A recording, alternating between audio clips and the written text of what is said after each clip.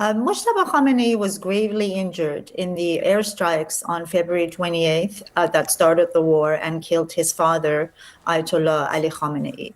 He has suffered from severe leg injury. His leg has been operated on. There are suggestions that it may even be amputated, and he's waiting for a prosthetic leg. His hand has been operated on, and it's gaining functionality. And more importantly, his face and lips have been severely burned to the point where it's difficult for him to speak, and he will require plastic surgery. So we know that he's gravely injured. We know that there's the president of Iran, President Pezeshkian, who's a heart surgeon, and the health minister are in charge of his health care.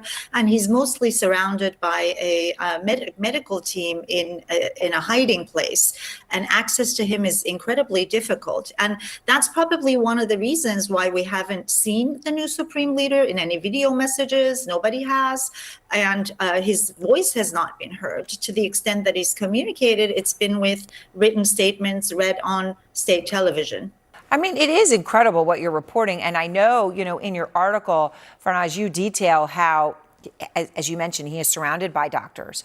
And to the point that senior leadership of Iran they're not able to get in to see him, to talk to him. Is that merely because they're worried about possible assassination or elimination, that this could find where he is? Or is it also because he doesn't want them to see him? And do you know about his mental capacity? Well, we've heard his all the sources I spoke to said his mental capacity was intact. So he was able to engage and communicate.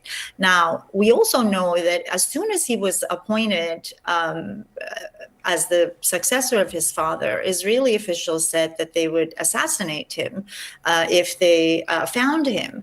There's been airstrikes that have killed not just Ayatollah Khamenei, the late Ayatollah Khamenei, but also very senior commanders. So there is a real threat and risk to his life in the view of the Iranians and from what we can gather. Part of the reason why there's no access to him is because I heard from sources that Iranians are worried that if officials try to visit him, their movement might be traced to him, because we know that also the movement of senior officials has been sort of monitored.